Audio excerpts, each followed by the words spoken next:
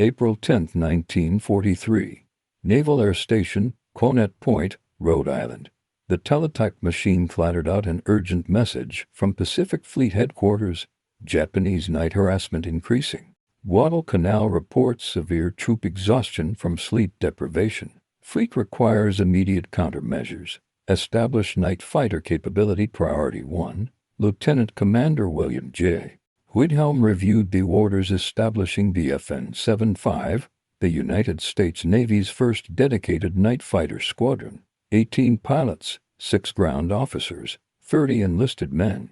Of the pilots, only 5 had instrument flying experience.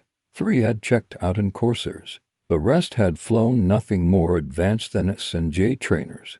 What began as a desperate response to Japanese nocturnal harassment would evolve into the most revolutionary transformation in carrier aviation history. Within 18 months, American night fighters would achieve such complete dominance that Japanese pilots would choose certain death in daylight over facing the invisible hunters that ruled the darkness.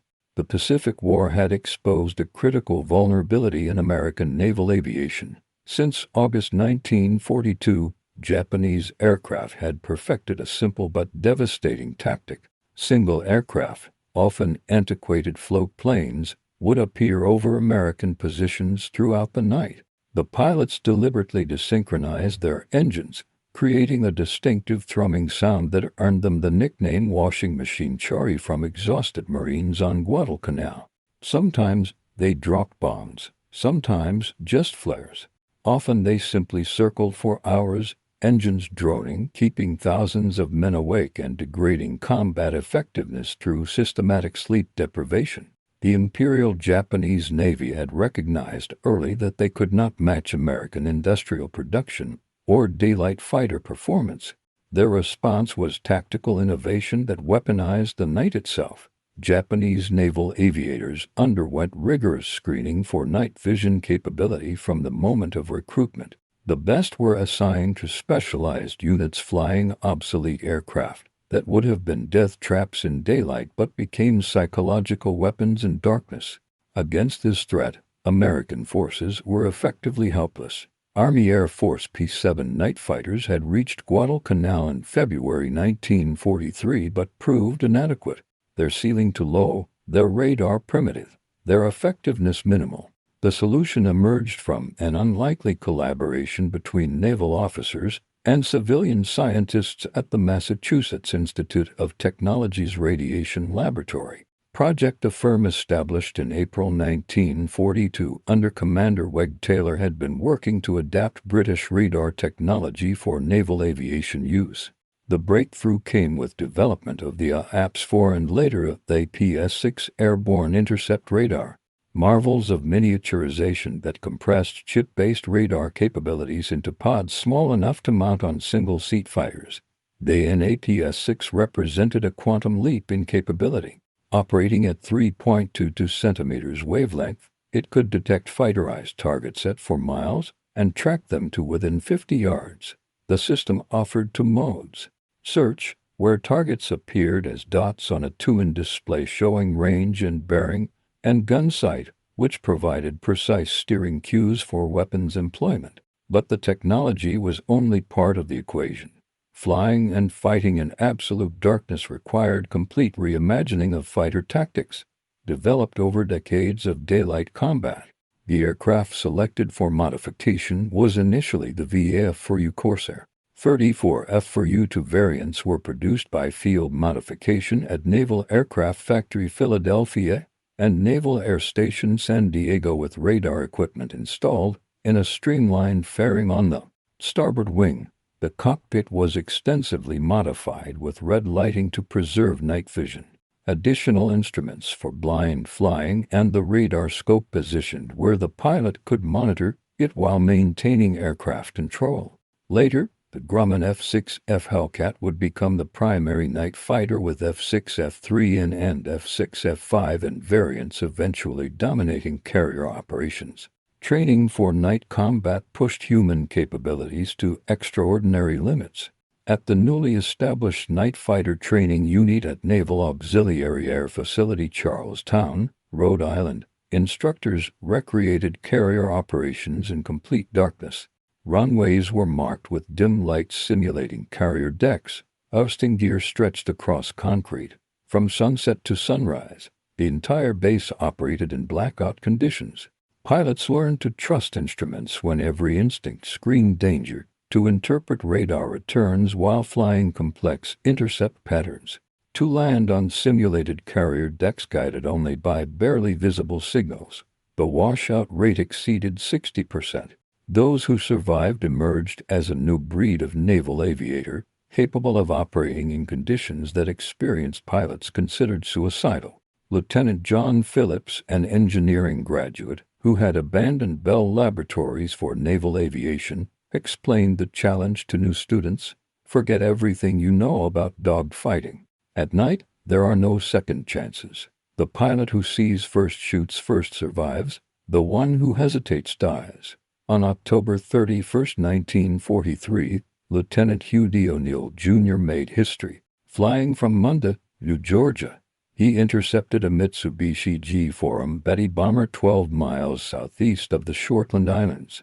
It was the first victory for VFN-75 and proved that radar-equipped fighters could successfully engage enemy aircraft in total darkness.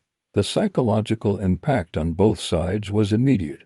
Japanese aircrew who had operated with impunity for over a year suddenly faced an invisible threat. American forces, tormented by nightly harassment, finally had an effective defense. The expansion of night fighter capabilities accelerated rapidly. VFN-76 commissioned on February 1, 1944, followed by VFN-77, VFN-78, and additional squadrons that would eventually number 14. Each unit developed tactical innovations shared through detailed after-action reports. What emerged was sophisticated doctrine that transformed night fighting from desperate improvisation to precise science. Lieutenant Commander Richard E. Hoare, commanding VFN-101, demonstrated the evolution during the Marshall Islands campaign. On the night of January 29, 1944, his squadron deployed from USS Enterprise, flying F-4U to Corsair, the first carrier-based night fighter combat mission. Near Troy, Hoare intercepted a Betty bomber using tactics impossible without radar. Instead of traditional pursuit, he climbed above the target using altitude advantage to control the engagement. When he dove to attack, the Japanese crew never saw him coming. The bomber exploded after a single firing pass. Victim to technology and tactics the Japanese could neither match nor counter. The technical challenges of carrier night operations were staggering.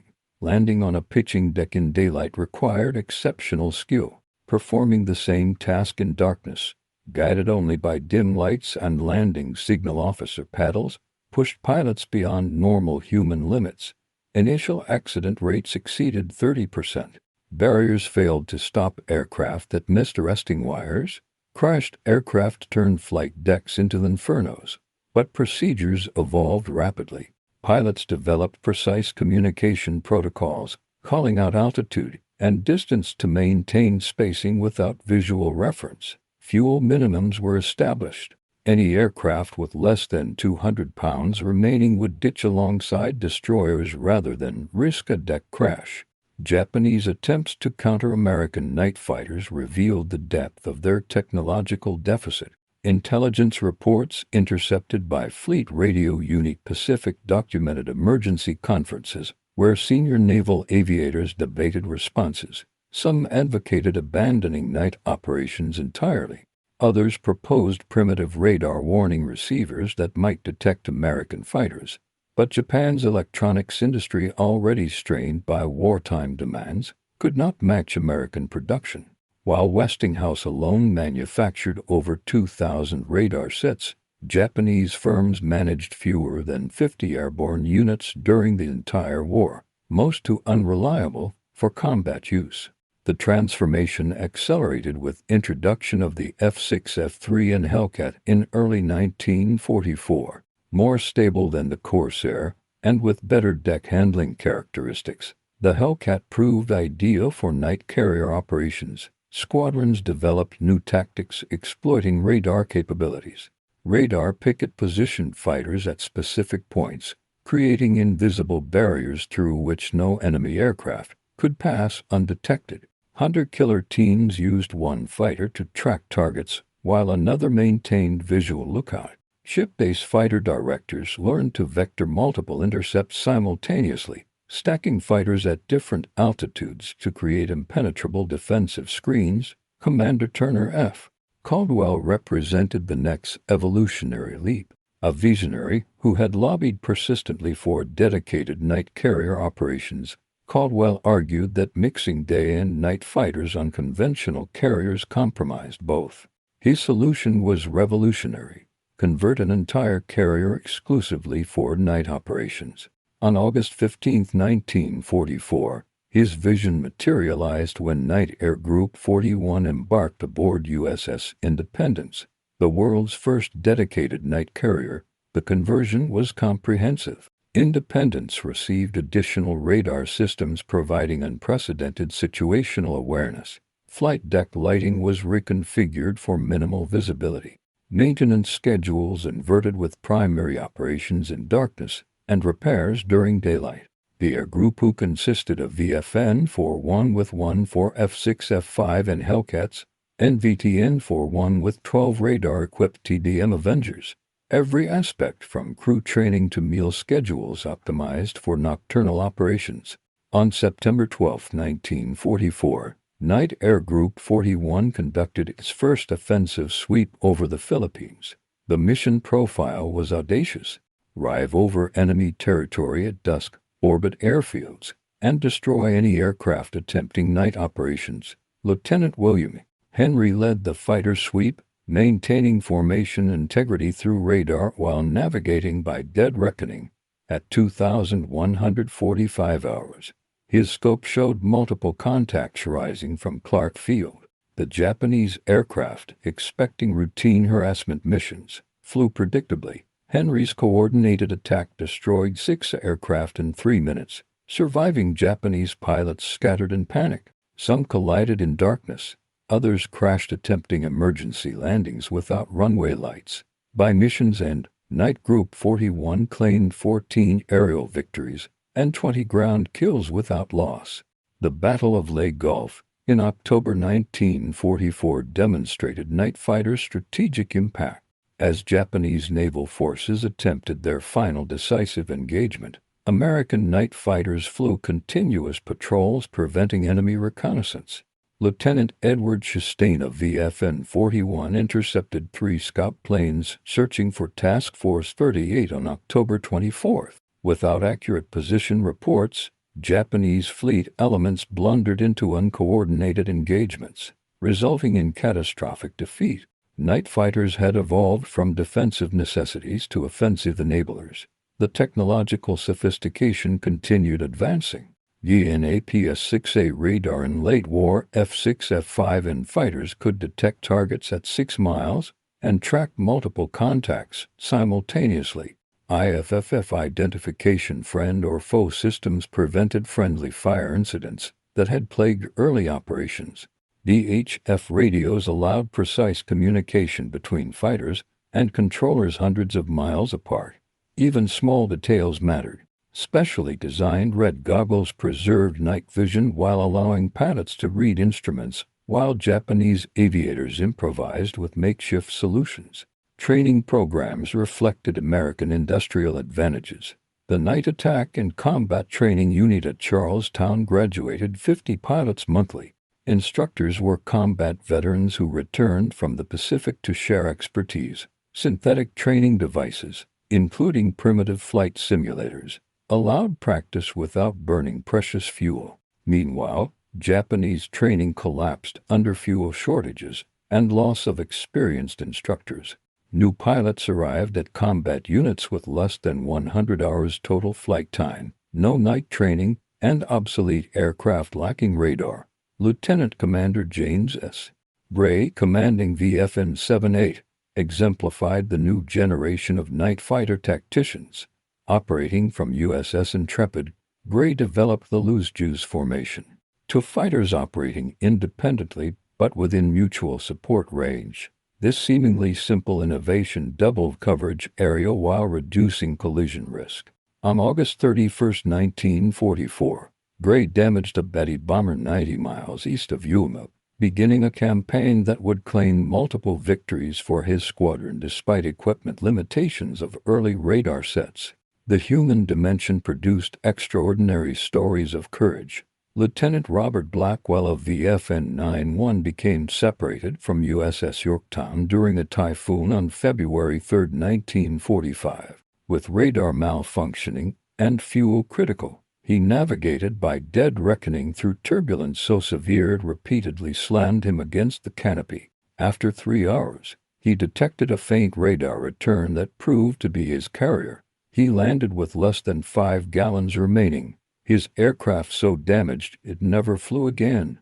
Japanese pilots displayed equal courage in increasingly hopeless circumstances. Ensign Yukio flying an obsolete Nakajima J-1 and night fighter engaged for Hellcats simultaneously on March 15, 1945. Though hopelessly outmatched, no radar inferior performance outnumbered. He damaged one American fighter before being shot down. His sacrifice allowed a reconnaissance aircraft to complete its mission. Such individual heroism could not overcome systematic technological inferiority, but it demonstrated the warrior spirit transcending material disadvantage. Night Air Group 90 replaced Air Group 41 aboard Enterprise in December 1944, representing further evolution in capabilities. Commanded by Lieutenant Commander William R. Winston, VFN-90 flew the newest F-6 F-5N fighters with improved APS-6A radar. The squadron had completed over 3,000 practice intercepts at Barbers Point, Hawaii. Winston introduced revolutionary barrier patrol tactics, positioning fighters to create overlapping coverage zones, making penetration virtually impossible. On January 12, 1945, during operations supporting the Lingayen Gulf invasion, VFN-90 demonstrated complete American night supremacy. Multiple waves of Japanese aircraft attempted to attack the invasion fleet after dark. Winston's fighters, vectored by ship-based controllers using sophisticated radar plotting, achieved perfect positioning for every intercept. Lieutenant John Morris destroyed 3 bombers in a single pass, his 6 machine guns converging at precisely calculated range. Lieutenant William Levering shot down 2 torpedo bombers while flying below 100 feet altitude using radar altimeter to avoid the ocean while tracking targets against sea clutter. The mathematics were devastating. That single night, American night fighters claimed 43 confirmed victories against 0 losses. Post-war Japanese records revealed that of 197 aircraft launched, only 34 returned operational. The psychological impact was crushing. Lieutenant Commander Susumu Kimura, one of few survivors, testified, "We could not see American fighters, but they saw us perfectly, like fighting ghosts with machine guns. The darkness we had mastered became our grave." Production statistics revealed the industrial chasm. Between March 1944 and August 1945, American factories produced over 26,000 ASB radar sets and 2,000 APS-6 units. Japanese electronics firms managed fewer than 50 primitive airborne radars, most failing after minimal use. American carriers received continuous upgrades, improved radar, better radios, refined instruments. Japanese units cannibalized wrecked aircraft for spare parts, a downward spiral accelerating toward complete collapse. The broader naval campaign demonstrated night fighters' strategic value. Japanese inability to conduct reconnaissance meant American fleet movements remained concealed until attack commenced.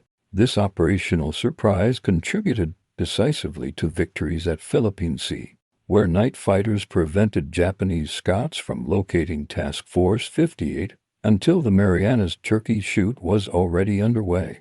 At Okinawa, continuous night fighter patrols rendered Japanese airfields unusable after dark, compressing enemy operations into daylight hours where they faced overwhelming American superiority. Maintenance crews deserved equal recognition for the night fighter revolution. Working in blacked-out hangars, they performed complex repairs by touch and dim red light. Radar technicians, a specialty created specifically for night fighters, troubleshot classified equipment without complete schematics. Their dedication achieved operational readiness rates exceeding daylight squadrons despite radar complexity. Chief aviation electricians Mate Harold Patterson of VFN 41 exemplified this dedication, working 36 straight hours to repair battle damage, sleeping beside aircraft between launches. Weather emerged as unexpected ally. Japanese doctrine emphasized clear conditions for visual navigation. American radar-equipped fighters operated effectively in clouds, rain, and fog that grounded enemy aircraft. Several major raids were disrupted not by combat but by weather that Americans penetrated while Japanese could not. The all-WWII weather capability multiplied effective operational tempo, allowing continuous pressure regardless of conditions. Communication technology proved equally vital. TBS talk between ships radio allowed fighter directors to coordinate multiple intercepts simultaneously. Data links transmitted radar information between ships, creating shared tactical pictures. Voice procedures standardized fleet-wide, reduced confusion, and increased efficiency. The electromagnetic spectrum had become another battlefield where American superiority in electronics provided decisive advantage. Individual squadrons developed unique innovations.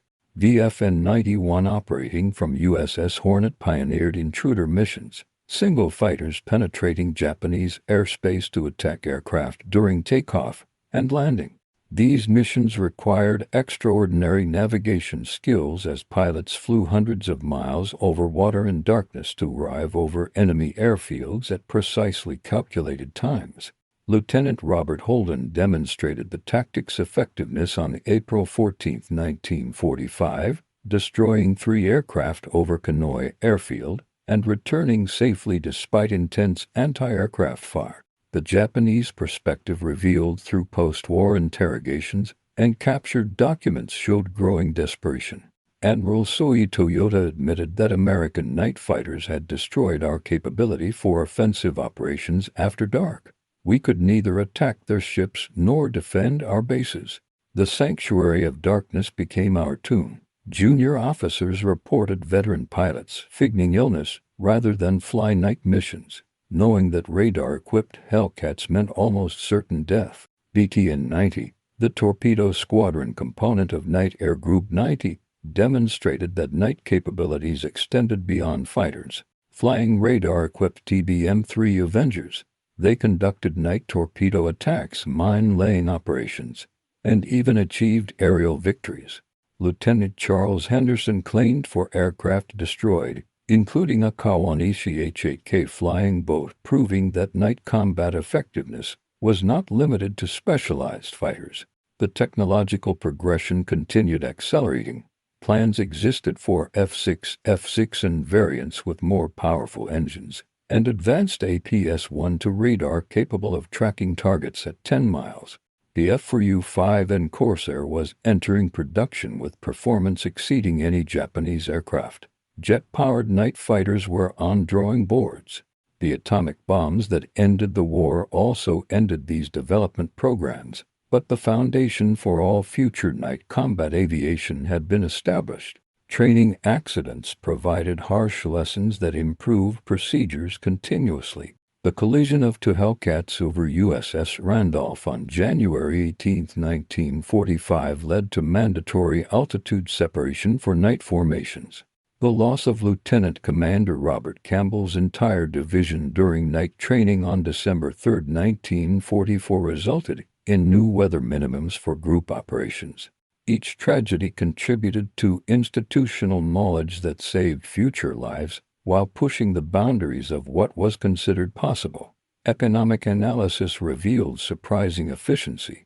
Despite higher training costs and equipment complexity, night fighters achieved kill ratios exceeding daylight fighters, approximately 18-1 for night fighters versus 11-1 for day fighters by 1945. The psychological impact reduced enemy operations more effectively than attrition alone. Investment in night fighter capability multiplied returns, validating those who had championed the program despite initial skepticism and bureaucratic resistance. The cultural transformation within naval aviation was profound. Night fighter pilots, initially viewed with suspicion by traditional squadrons, earned respect through demonstrated effectiveness. Their specialized skills, instrument flying, radar interpretation, radio coordination, became mandatory for all naval aviators post-war. The night fighter campaign had proven that modern air combat required technical proficiency, equaling or exceeding traditional flying skills. The cowboy era of intuitive flying was ending. The age of the systems operator had begun. Logistics supporting night operations were immense.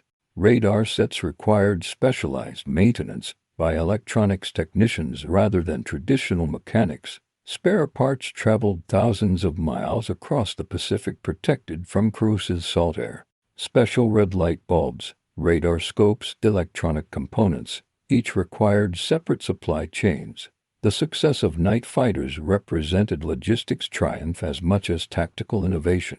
On May 13, 1945, VFN-41 achieved a milestone when Lieutenant J. Smith became the squadron's 5th AC with 7 confirmed night victories. This concentration of expertise in a single squadron, 5 aces among 14 pilots, demonstrated the lethal efficiency achieved through specialized training and superior equipment. By comparison, Japanese night fighter units lacking radar and adequate training rarely achieved even single victories against American bombers. The influence extended beyond naval aviation. Marine Night Fighter Squadron VMFN 513, trained by Navy instructors and equipped with Navy-developed radar, achieved remarkable success from shore bases. Army Air Force squadrons adopted Navy procedures and equipment reversing the typical inter-vice rivalry. The night fighter campaign had created a brotherhood of pilots who shared unique skills transcending service boundaries. Environmental factors unique to the Pacific required constant adaptation. Tropical thunderstorms could destroy aircraft as effectively as enemy fighters. Bioluminescent plankton stirred by shipwrecks reveal fleet positions to alert enemies. The vast distances meant fuel management often determined mission success more than combat skill. Each factor required specific tactical adaptations accumulating into comprehensive doctrine applicable worldwide. The final months of war saw American night dominance so complete that Japanese naval aviation essentially abandoned nocturnal operations. VFN 103 aboard USS Bonhomme Richard flew patrols in July 1945 without encountering any enemy aircraft. None dared fly after dark. The transformation from helpless victims of washing machine Charlie to absolute masters of darkness had taken less than 2 years.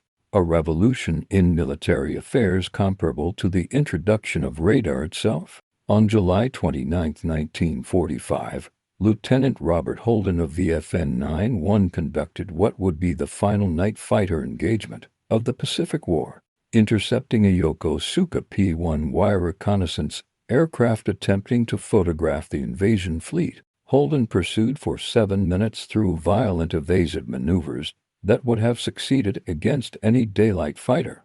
But radar maintained lock throughout, and his guns found their mark. The Francis plunged into the ocean, taking with it the last remnants of Japanese night aviation capability. Statistical analysis was staggering.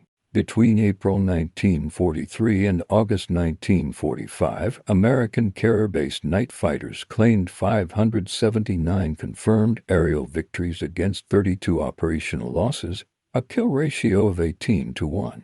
Japanese night operations, which had tormented American forces throughout 1942 and early 1943, had been so thoroughly suppressed that personnel arriving in theater after mid-1944 never experienced night attacks.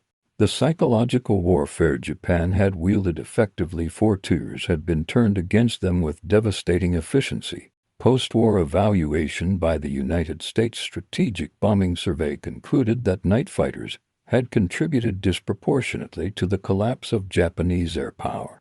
By denying enemy forces the sanctuary of darkness, American fighters compressed Japanese operations into daylight hours where they faced overwhelming numerical and qualitative superiority. The psychological impact was equally significant. Japanese pilots, knowing that neither darkness nor weather offered protection, suffered morale collapse manifesting in increased accidents, desertions, and refusal to fly combat missions. Individual courage of night fighter pilots deserves special recognition.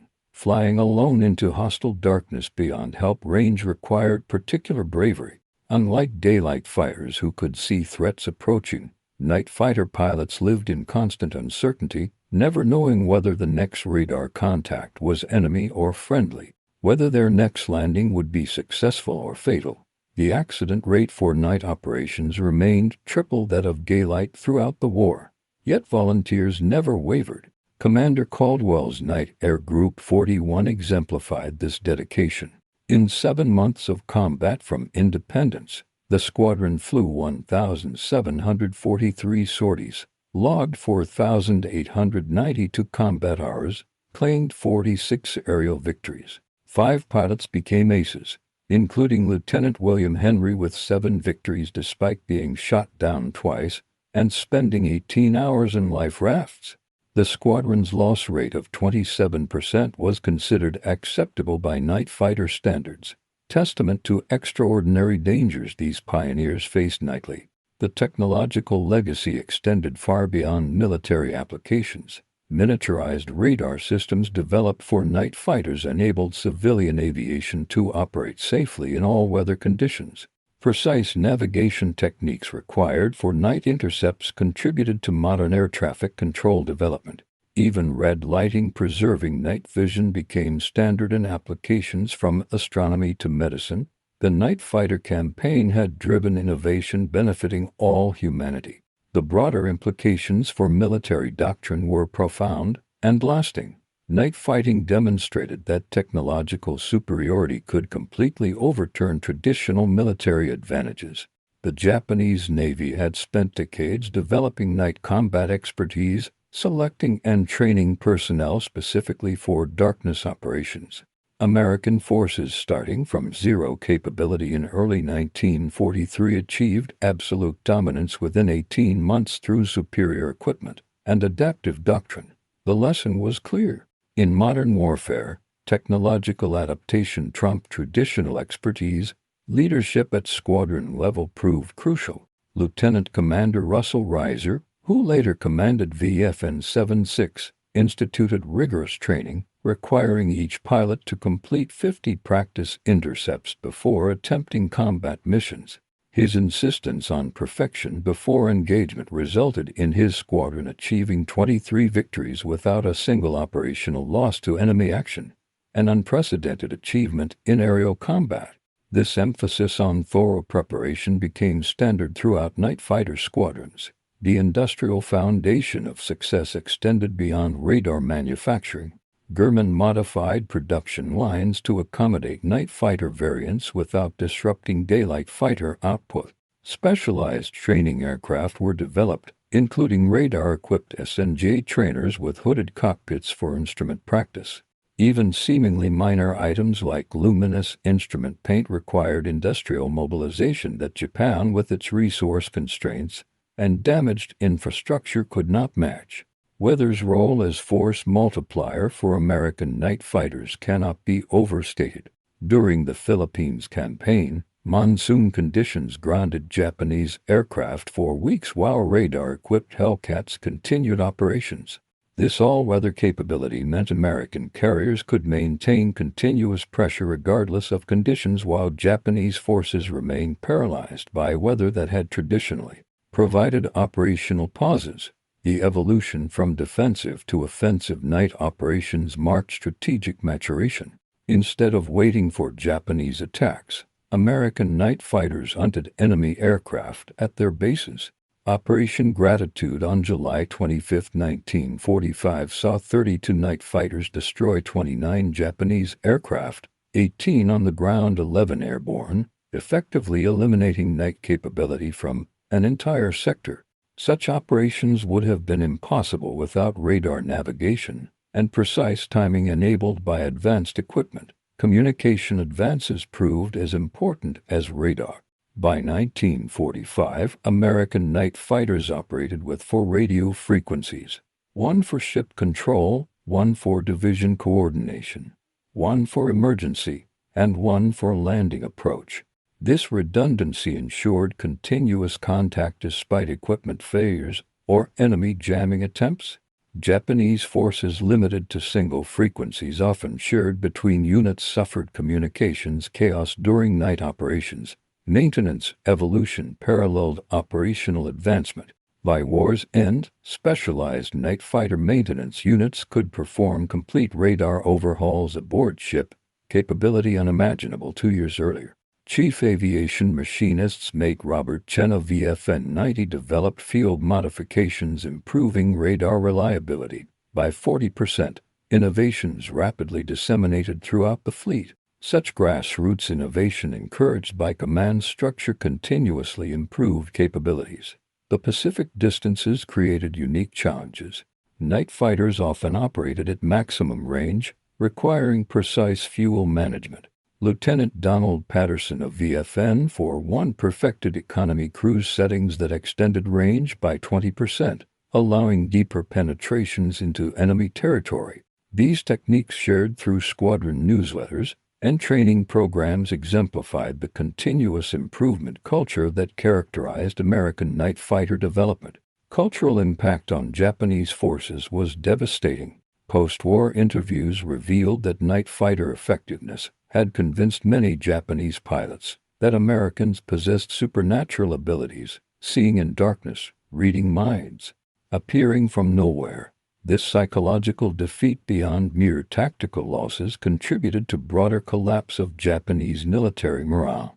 The technological superiority had created mythology that transcended rational explanation. Marine Captain Marion Carl, visiting Navy night fighter squadrons in 1945, observed, "The Navy has created something entirely new.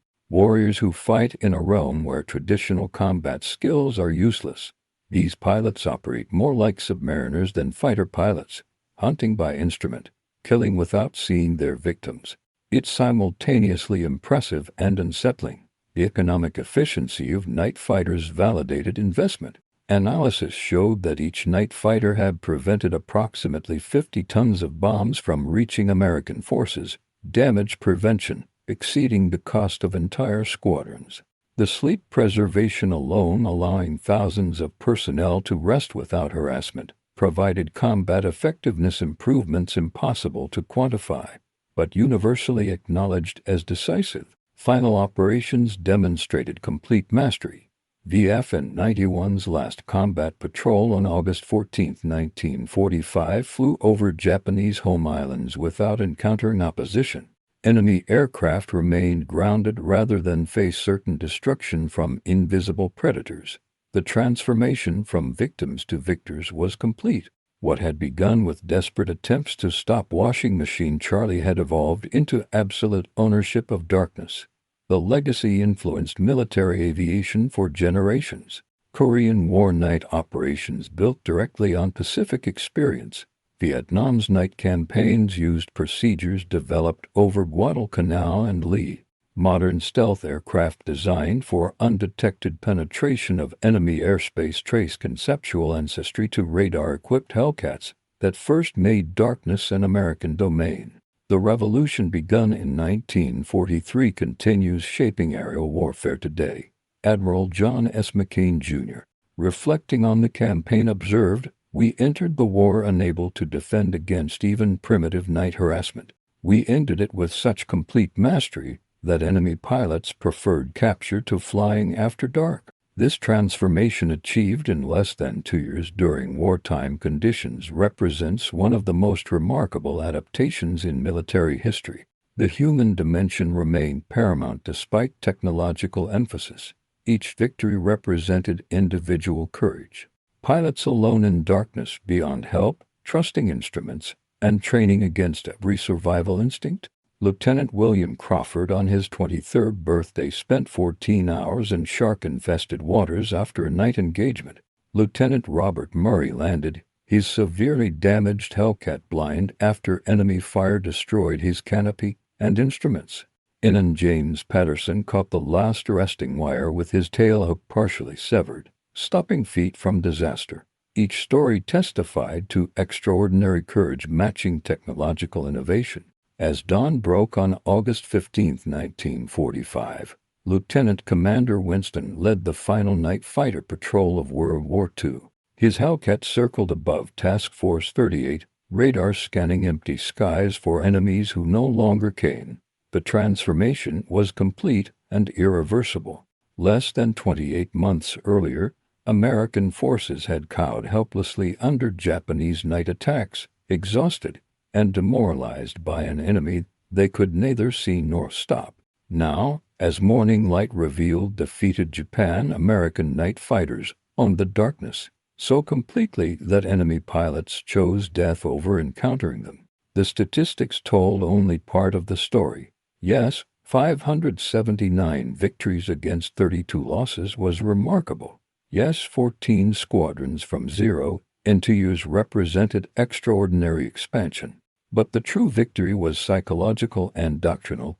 America had proven that technological innovation properly applied could overturn any traditional military advantage. The nation that better integrated science with warfare would prevail regardless of warrior tradition or individual courage. In the pre-dawn darkness of August 15, 1945, the radar scope in Winston's Hellcat showed nothing but empty sky. The Japanese pilots, who had once terrorized American forces with impunity, were gone, destroyed not just physically but psychologically by an enemy that had transformed their sanctuary into a hunting ground. The revolution was complete.